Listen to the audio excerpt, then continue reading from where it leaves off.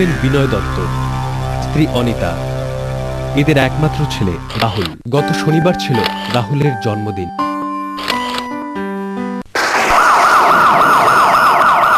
সেদিনই রাত 8:30টায় বিদ্যুৎ চুরির অপরাধে পুলিশের হাতে ধরা পড়লেন বিনয় দত্ত।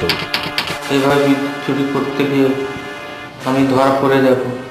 আজ আমার ছেলের জন্মদিন আর আমি এখন হাজতে।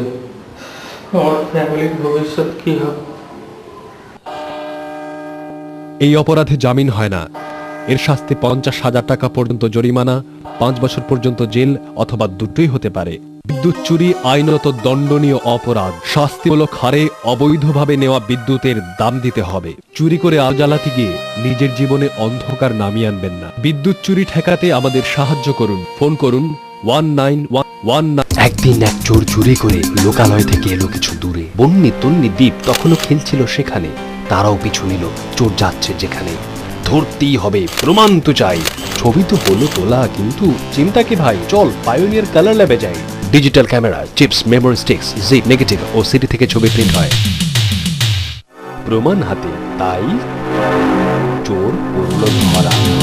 চোর পালাবার আগেই প্রিন্ট হাজির করে যারা। Pioneer colour lab, Sodepur.